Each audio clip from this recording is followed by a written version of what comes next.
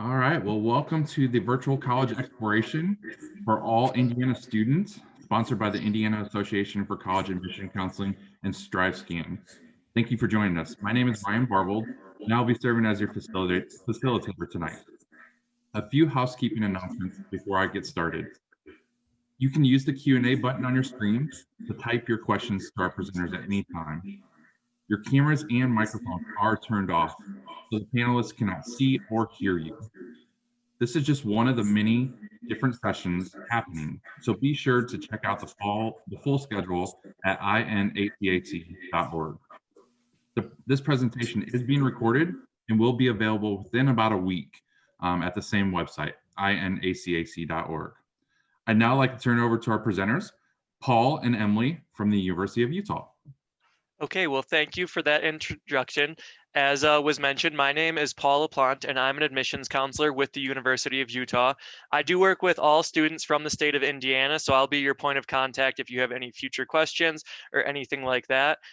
So just to go over what we're going to be seeing today, I do have a brief presentation, and then I'll open it up for any questions during the end of the presentation. If at any time a question pops into your head and maybe you're worried you might forget the question or something, please feel free to type it in the chat, and then I'll go through and address all of the questions at the end. I'm also joined today by Emily Gonzalez, one of our university ambassadors. Emily, would you like to introduce yourself quickly? I think you're muted. Sorry, I was getting that unmuted. There you go. So my name is Emily. I am originally from Houston, Texas. I am a fourth-year student here at the U. I'm studying health, society, and policy with a minor in political science and a minor in entrepreneurship as well. I've lived both on and off campus. I've been pretty heavily involved on campus. I've been involved with Greek Life, our student government, as well as our university ambassador program, which is what I'm doing right now. I've gotten my residency in Utah, so I can answer any questions in relation to that you guys may have. And yeah, that's about it for me. Great. Thank you, Emily. And if you guys want to hear more from Emily, don't worry. I'll be asking her some questions throughout the presentation, and I know she would be happy to answer any questions at the end of the presentation as well. So without further ado, let me go ahead and start sharing my screen here. And just one more second. Okay, so welcome to the University of Utah. The University of Utah was founded in 1850, which is actually almost 50 years before Utah itself became a state. So we have been around for quite some time. We are actually the oldest university west of the Missouri River. And in the past, around 170 years, we have grown to around 24,000 undergraduate students. And we also have about 8,000 graduate students on campus. Even with those relatively large numbers, we still are able to maintain a 17-to-1 student to faculty ratio, which this means is that for every 17 students on campus, there is one faculty member or professor. That gives you a great opportunity to connect with your professor and to start building some key relationships that will be very valuable for you as you're applying for your first job or possibly graduate school or anything else after you graduate.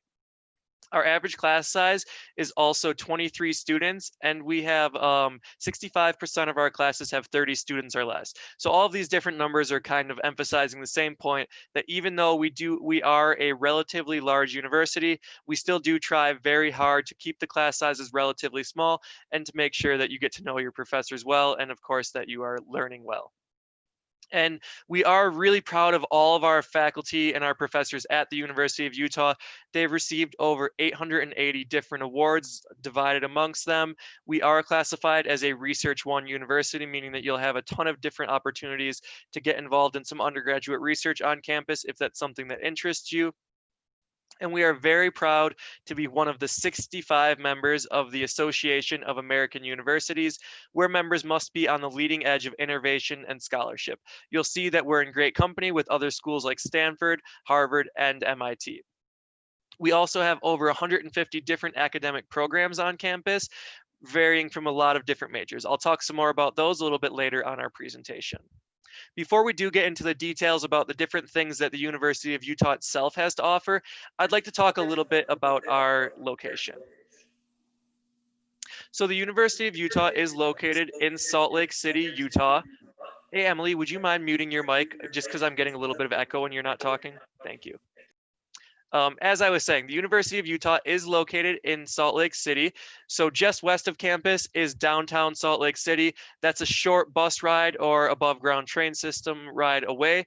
All students who attend the University of Utah get free access to public transportation in Salt Lake City. So if you're coming from out of state and you want to be able to go to the shops, to the restaurants, anything like that, downtown, you don't have to worry about that as an out-of-state student if you don't want to bring a vehicle. Emily, you are an out-of-state student. Is there anything that you like about Salt Lake City, maybe a particular restaurant or a store or something that you'd like to share with everyone? Yeah, so what I like a lot about Salt Lake City is that it's big enough that you have plenty of stuff to do, but it's also small enough that it's not overwhelming. Another great thing about where we're located is that you're about 5 minutes from the nearest hiking trail when you're on campus, but you're also just about 10 minutes from downtown. So you can kind of get the best of both worlds with being able to be involved in outdoor adventure as well as city life.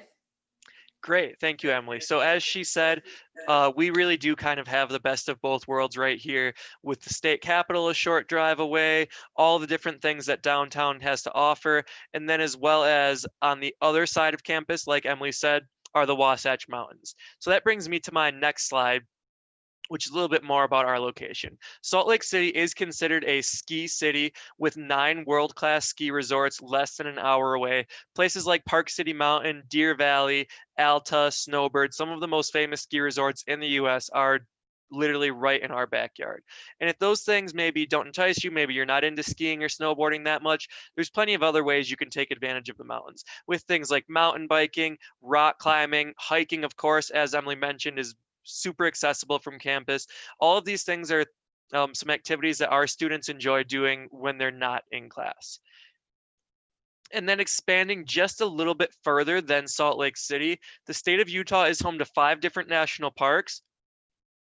Places like Arches and Zion are really popular weekend getaways for our students. So, excuse me. You're not going to be going to Arches after class on a Tuesday usually, but it is something that some students will take advantage of and kind of get down there and see some of the different natural beauty that the state of Utah has to offer during a weekend trip or possibly during a vacation as well. Now focusing on a little bit more on academics and things that are going to be happening on campus rather than just in Utah. At the University of Utah, we have 18 different colleges with over 150 different academic programs. That's a lot. I'm going to go into detail about a few of our more popular academic programs after this slide. But before I do that, Emily, could you tell us about what you're majoring in and maybe a professor that you really enjoy working with or one of the classes that you've really enjoyed in your time at the University of Utah?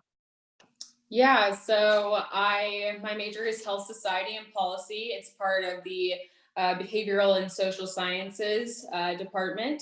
And the best way I know how to describe it is it's like a mix between public health and political science. So tons of policy work in relation to healthcare. A class I really enjoyed was Health and Diversity by Jackie Farnsworth. She's a fantastic professor, and the whole class is basically just structured around how different aspects of diversity affect one's health. So LGBTQ community, people of color, things of that sort. And it was super interesting. Great, thank you, Emily. So that is definitely one of our awesome academic programs that maybe some of you might not have been familiar with. And I'd like to share with you a few others that we have on campus. The first is the David Eccles School of Business.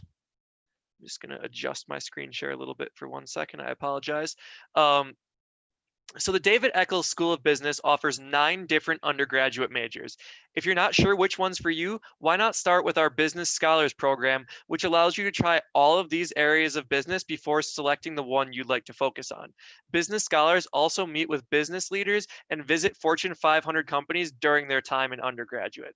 We offer at the University of Utah, the School of Business offers the University Venture Fund. This is the world's largest independently managed fund run entirely by students. Students raise the funds and answer to limited partners for the returns that they achieve.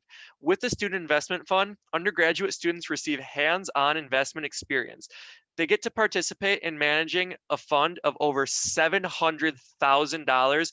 And these are real US dollars that we're actually trading on the stock market. So this is super, super cool. Not a lot of universities are able to offer students the opportunity to literally be involved in trading with this much money at an undergraduate level. And we're super excited that our students are able to do that.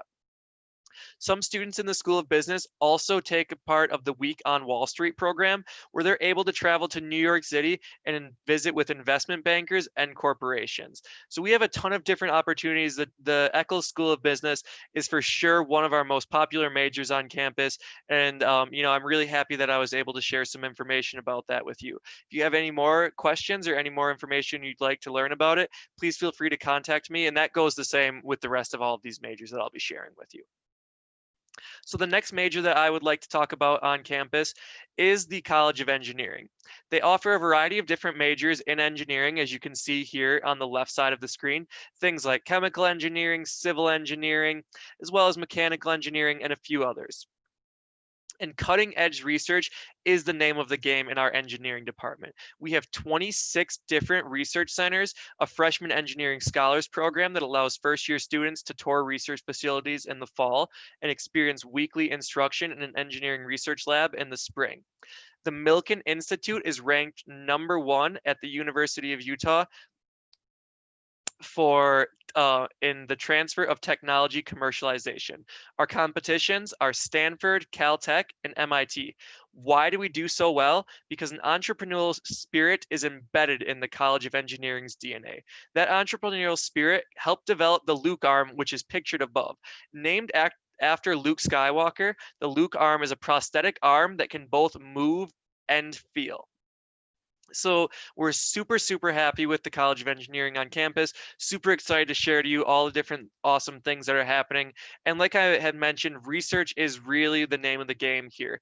Getting some hands-on undergraduate experience in research when you're going to apply for that first job out of undergraduate, having this on your resume really puts you a step ahead of the competition. Not only do you have hands-on experience in the field, you've most likely worked very closely with a faculty member who can then go on to be a great recommendation or reference on your resume as well. So rather than just saying like, yeah, I know Emily, she did very well, she got some good grades in our class, they can then say, well, not only did Emily do well in my biomedical engineering class, but actually she was involved hands-on in the research project that I've been working on.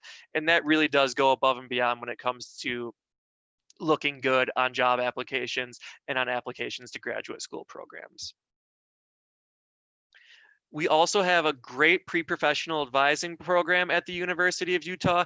If your goal is medicine, dentistry, veterinarian medicine, law, pharmacy, or physical therapy, you need a roadmap.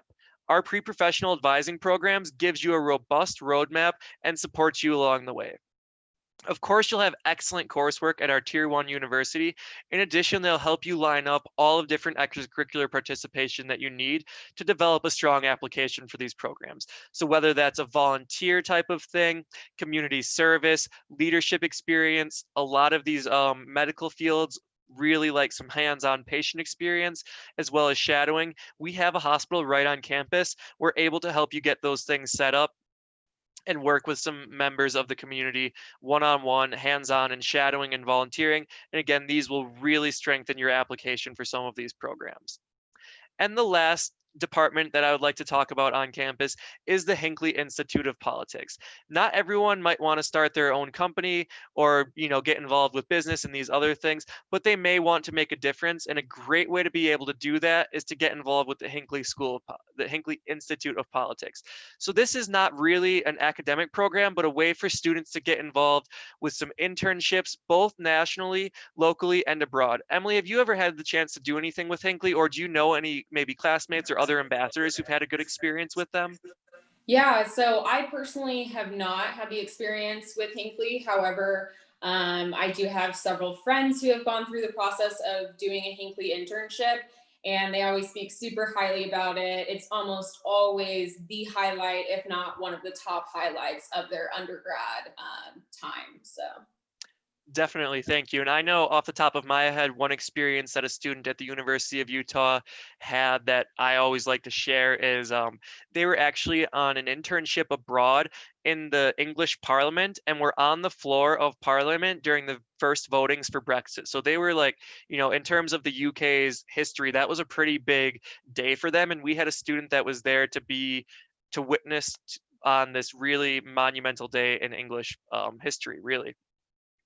We are also the host of the 2020 vice presidential debate just a few weeks ago. So we're super happy that we're able to be involved both internationally and play a large role in our national politics as well. So those were a few of our great programs we have at the University of Utah. But if you didn't hear anything about a major that you are interested in, we most likely do offer it or offer something similar. And I'd love to chat with you about your specific interests as well.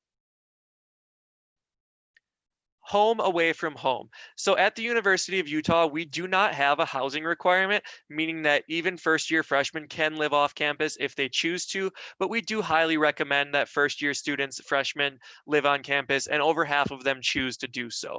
The reason that I like to recommend it is because studies have shown students who live on campus their first year are more likely to return for their second year and have a higher GPA on average.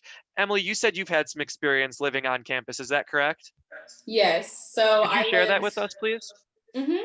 I lived in the Sage Point dorms, which look more like the bottom left picture than the top center picture. They are a little bit older, but they're still under 20 years old. So they're super, super nice. My time living on campus is probably the most formative choice that I made, besides joining Greek Life and joining this program. During my undergrad career, I definitely highly recommend it. It's where I met all my best friends, and I'm still friends with them today, and I know they'll be forever friends. So I highly recommend living on campus. Yeah, so like Emily said, you'll meet some great people. A lot of your best friends, a lot of students' best friends at college are ones that they met in the residence halls. Just by kind of all going through that life transition together is really beneficial to have a support group and some people going through a similar situation. Have some fun, get together. The resident staff is great about putting on some bonding activities and really getting to know each other and break the ice.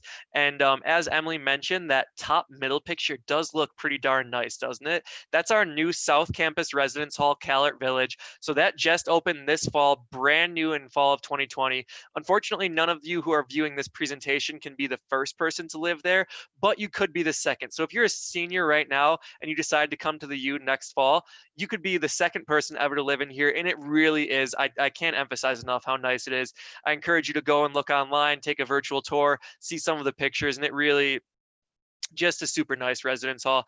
And like Emily said, the oldest residence halls on campus are less than 20 years old. And I think that's something that you'll find most universities are not able to say.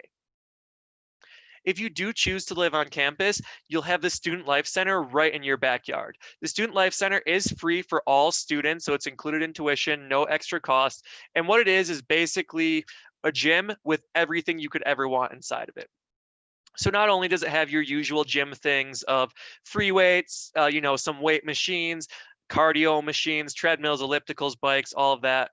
Also, we have an indoor track, a 4-story climbing wall, a bouldering gym, basketball courts, volleyball courts, an Olympic-sized swimming pool. So really anything that you could ever want to be active, to stay fit, to do some sort of active hobby, you can do it at the Student Life Center and it's no extra cost. Some students may pay $50, $60 at other universities per month for the gym membership. It might not be included in tuition. So we're really happy that at the University of Utah, it's just an afterthought. You come and you can use the Student Life Center as much as you want. Go there, stay fit, avoid that freshman 15 that does happen for some students, and really be active and get to meet some other students who are involved with similar hobbies as you are as well.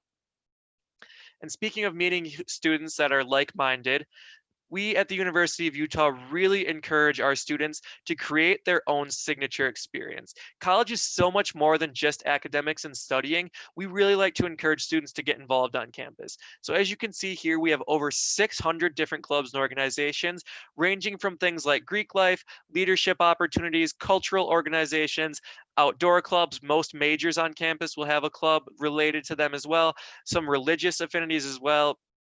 Really anything that you can think of, there most likely is a club or organization for it. And if there isn't, it's very easy to become a founding member of a club on campus. Emily, I know you mentioned you've been involved with both Greek life and some leadership stuff. Could you share your experience with some different clubs and organizations with us, please? Yeah, so as I said, I have been involved in Greek life. It is a fairly small community at the University of Utah. I was coming from Texas, where schools typically have a very high percentage of people that are involved in Greek life. At the U, it's only 6%. However, 60% of leadership positions on campus are held by people in Greek life. So we like to say it's a small community, but a loud one. Definitely I've had a really positive experience in that organization and also through our student government that is on campus. You can get involved in a number of ways, from volunteering to becoming a senator for your college, anything like that. And those have all been really beneficial experiences for me. Thanks, Emily. So Emily definitely shared some, very serious, some things that involve some volunteering things, some leadership things, but some things can be for a little bit more fun of our clubs and organizations. Not that those aren't fun. I don't want to be, no offense, Emily. Those are definitely great things to get involved with, but also like you can go snowboarding and skiing with a club, or you can get together and play Mario Smash Brothers once a week. So they're not all very serious, important type things. Some are a little bit more silly, but also a great way to meet people with similar hobbies as you. And one that I definitely love to share with students is the Mighty Utah Student Section. So the Mighty Utah Student Section is our home student section for all home sporting events. Pictured here, we have football, where you can see that great giant sea of red. There's a student who's running up and down with a third down jump sign. The third down jump is where an opposing offense has a third down and our defense is really trying to get a stop. The crowd goes absolutely insane, trying to support our defense, give them all of our energy, and they're just jumping up and down, going nuts. They're jumping so hard that it is actually moving the ground underneath the stadium and causing a small earthquake on the seismograph that we have in our geographic science building. So literally our students are ground moving. That's my one and only pun of the presentation. If you want more, I apologize. If one was too much, I apologize. But anyways, the MUS has consistently been ranked in the top 5 student sections by ESPN each year. And we're not just for football games. Any home sporting event will have a MUS for that. So if you enjoy basketball more, gymnastics, volleyball, any sporting event you want to go attend, we really encourage students to do so. And we're really happy about all the school spirit that we have to go support our student athletes. And with that, I should mention that we are a member of the Pac-12, or Pacific Athletic Conference. We are held to the standards of the conference in both academic and athletic excellence. The conference is nicknamed the Conference of Champions because it has won more NCAA national championships than any other conference in the history of the NCAA. So we're super happy to be a member of that, to compete against our rivals in various sports in the Pac-12. Now I'm going to get into a little bit more detail about some deadlines, some costs, some dates, things like that. So if you want to take notes, this would probably be a good spot to start writing a few things down. Freshman admissions. So the University of Utah is on the Common App. Most of you, being students who are proactive in learning about different universities, should know what the Common App is. So on there, you can fill out kind of your general information for you as a student, and then find the University of Utah and fill out some specific questions to us as well. Some dates and deadlines that you should be aware of are our Early Action 1 and 2 dates. So December 1st is our Early Action 1 deadline. Any student who applies by December 1st will receive their admissions decision on January 15th. February 1st is our Early Action 2, and anyone who applies by then will be considered for merit-based scholarships and receive their decision by March 1st. So if you apply by December 1st, of course, you will also be considered for merit-based scholarships, but February 1st is that cutoff. So not only do you want to get in and get your application in so you can have your decision sooner, but if you want to be considered for merit-based scholarships, we need to have a completed application by February 1st.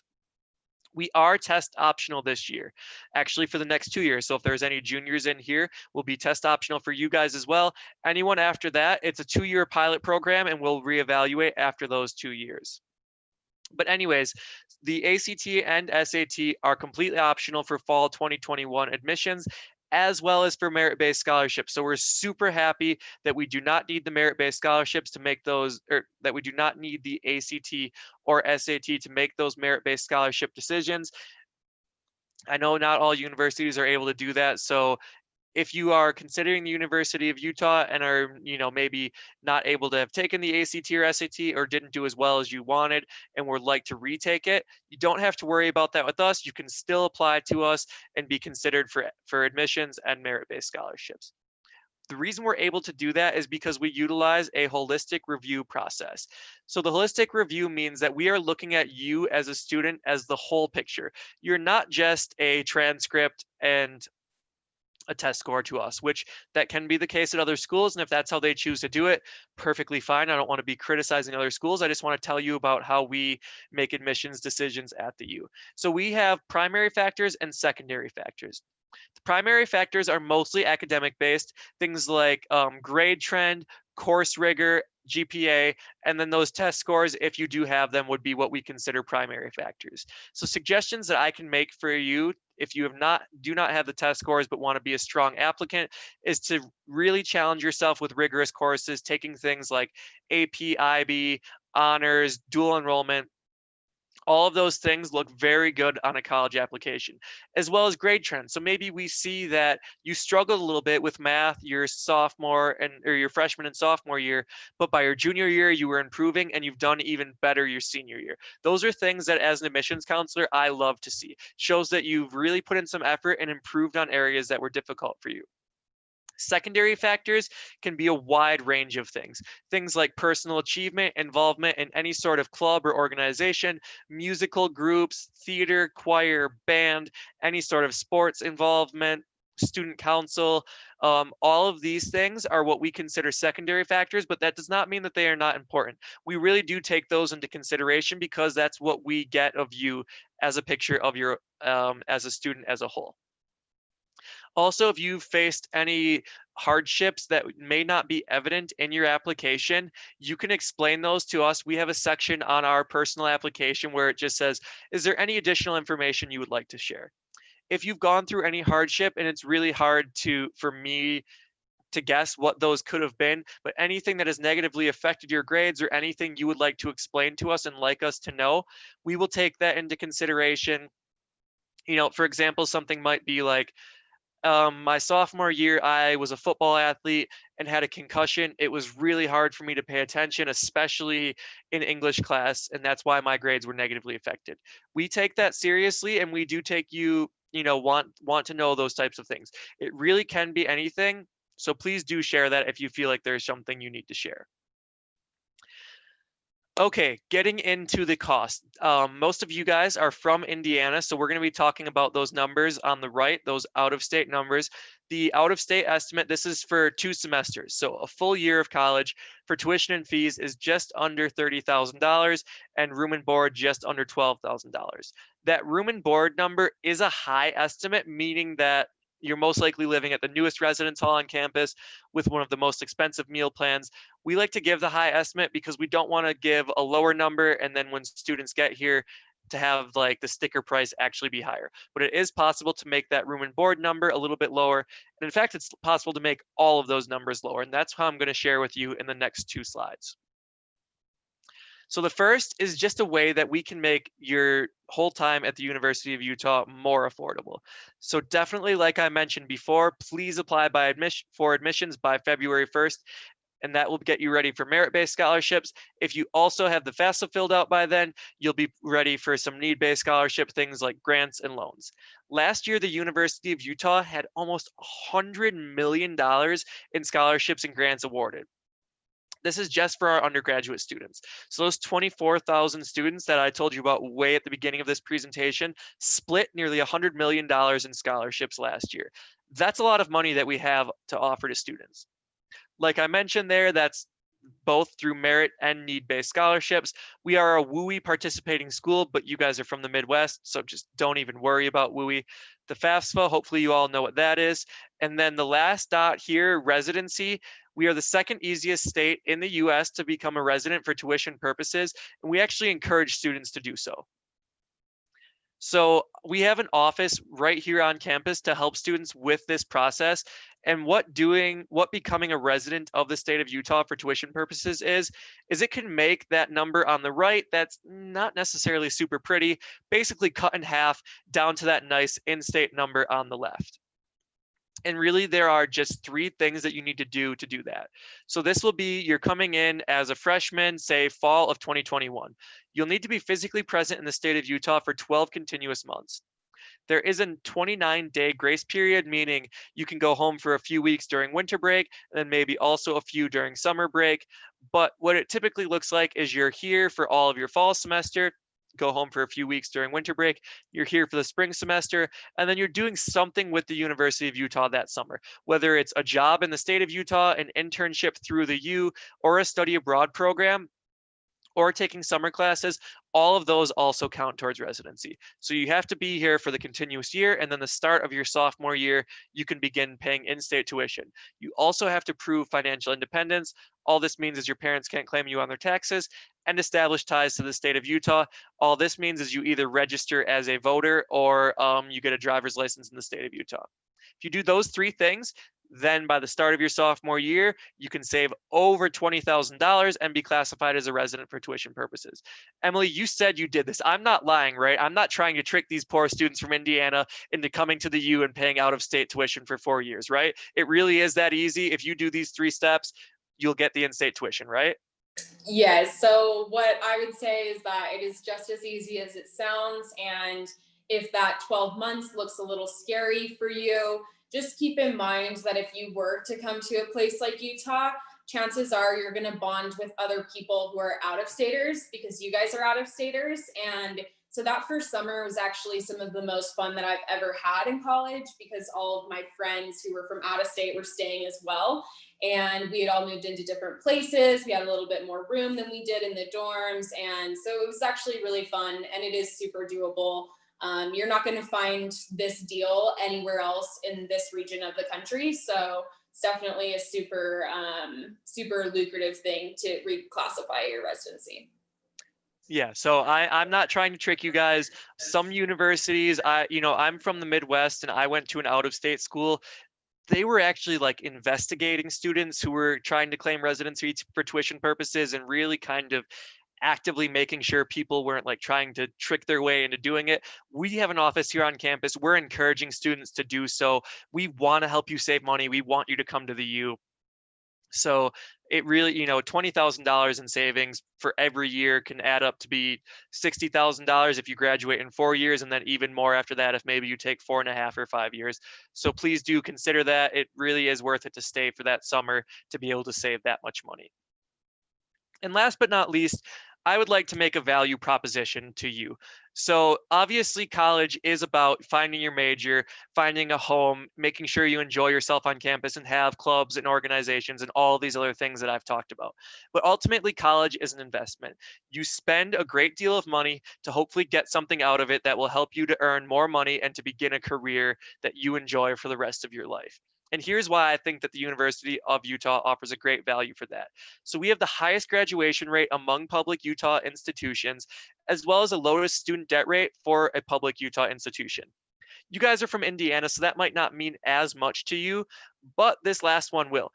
Our graduates earn $17,000 more than the national median.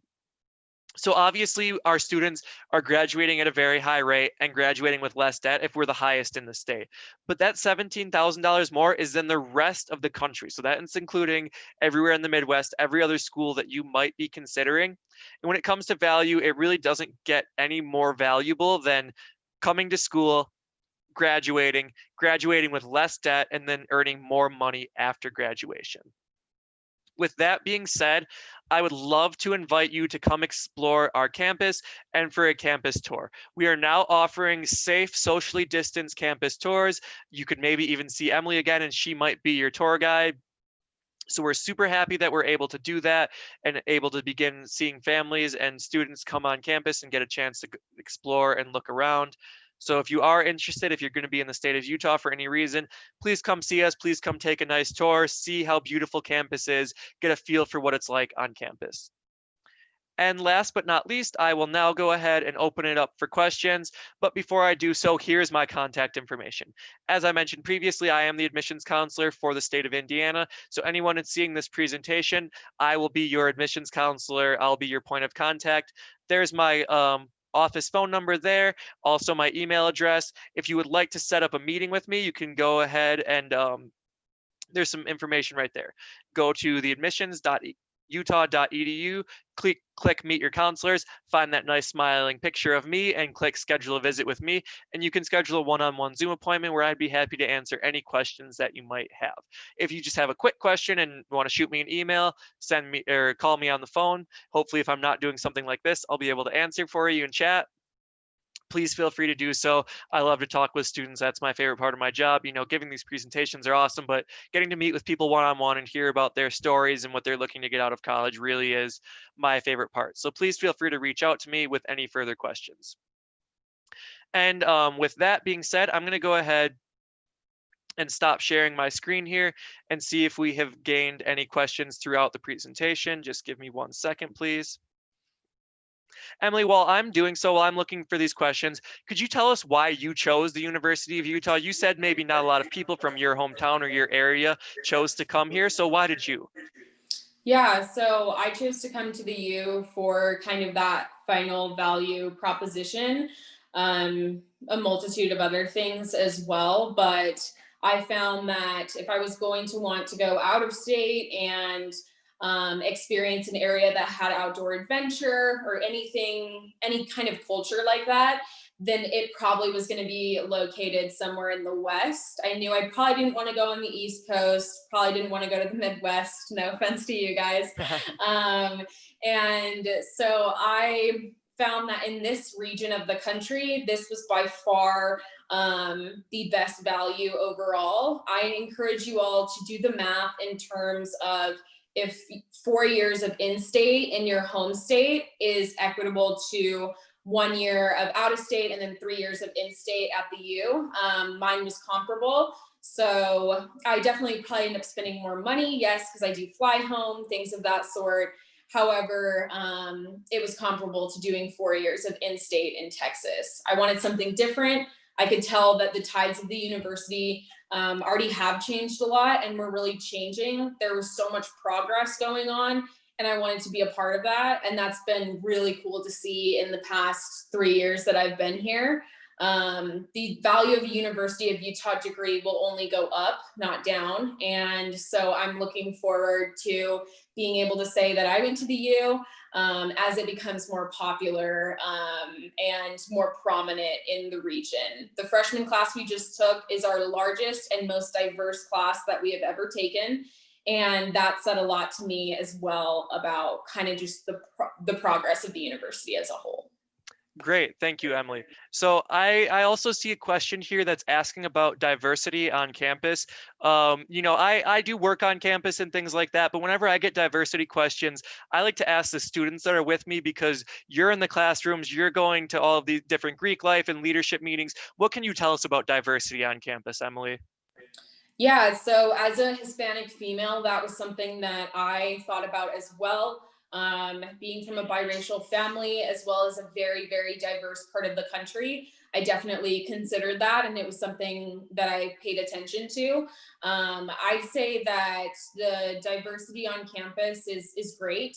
Whatever area or community you are a part of, you will have some sort of home within that. I've never ever felt like I was out of place or maybe I didn't have, you know, a group that was like me. I never have felt that. And that's coming from a very, very, very diverse part of the country and a diverse family in general. So I think that a lot of my other ambassadors who are people of color would also agree with that. in addition to anybody who identifies in any sort of community. So Yeah, and that's also, as an employee of the university, the sentiment that I would echo too. And like you said, this incoming freshman class that we have on campus right now is our most diverse class in the history of the University of Utah. So we are definitely open to people and accepting to people of all different varieties of backgrounds. And we really love to be able to share and connect with people and learn about other maybe people who are a little bit different than you, and you find out they aren't so different, or you can learn some great things from them as well. So that's the vibe that I get as an employee, and Emily has just told you how she feels as a student. So hopefully that answers that question well. Emily, I'm not seeing any other questions in the chat, but could you, I know we spoke a little bit about Greek life on campus, but could you tell us maybe, I think in general and universities throughout the US, sometimes Greek life gets a bad rap or there's some common misconceptions, but at the University of Utah, especially, you guys are just so involved with different volunteer things and things like that. Could you tell us maybe about a volunteer program that you've participated in or that that our Greek life on campus does? okay, Paul, I don't know if you can hear me. You froze for me for a sec. Oh, Sorry. I'm sorry. Yeah, well, I will repeat that in case for anyone who's watching. Okay. So basically, could you just explain to us about what Greek life is on campus and how they contribute positively to the community with volunteer activities and things like that? Absolutely. So I have been involved in the Greek community, obviously. And as I said, it's not huge here. You don't have to be in Greek life to be involved. You don't have to be in Greek life to have a lot of friends, to have a lot of connections, anything like that. The thing that I like to say is that it's big enough that it's fun and it's a ton of fun. You get to meet a lot of people. Each house, so we have 6 sororities and 8 fraternities. Each house is partnered with a philanthropy. So all semester you work to raise money for that philanthropy.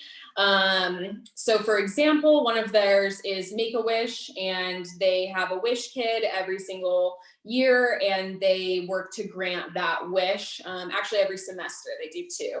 So a wish is roughly $10,000. They'll raise the money, be able to grant the wish. Everyone is paired with a different philanthropy, so everyone kind of has different emphases. But it is big enough that it's fun and it's a positive impact on the community, but it's small enough that it kind of prevents some of the negative byproducts that Greek life can sometimes bring, competition, cattiness, anything like that. I don't feel like that's super present here. I would not have joined a sorority in any other state other than here because it was so different and it felt really authentic to me. And so, yeah, I'd overall recommend looking into it. And if it's not for you, then there are hundreds of other things that you can do on campus. Definitely, and I would agree with that statement as well. Emily, something that a lot of different universities are adapting with and changing their procedures with on the fly, kind of as this new world that we're living in, is the COVID-19 situation. Could you share with us how your classes are being handled, how you see other students at the University of Utah? I know we have a few different options that are available to students. So what are your classes like, and what options were available to you as a student during the time of social distancing and virtual learning and all of these things that are rapidly changing in higher education? Yeah, so I found that, so for me personally, I'm in the last year of my degree, and my degree is very heavy on reading and writing. So all of my stuff can be done online. And so for me, my stuff has been entirely online.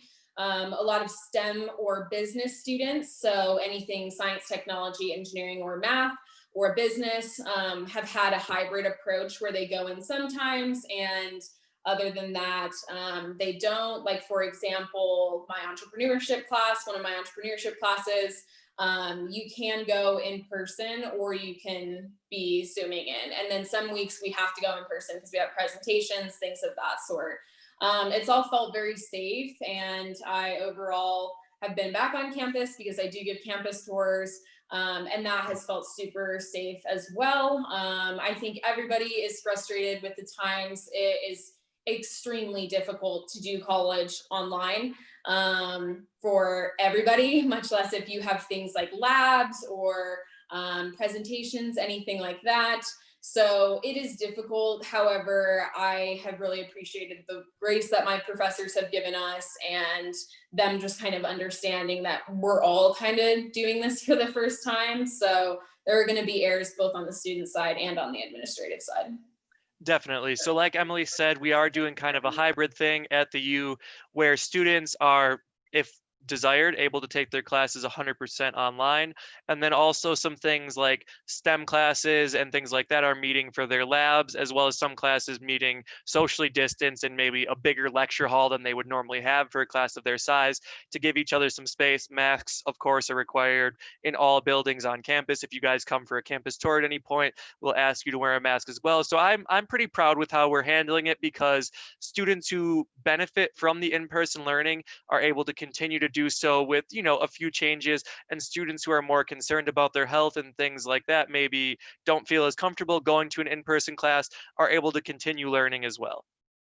So, you know, with that last question, I see we're right about at our time here, and you're popping back in too. So I would thank everyone for joining and for considering the University of Utah.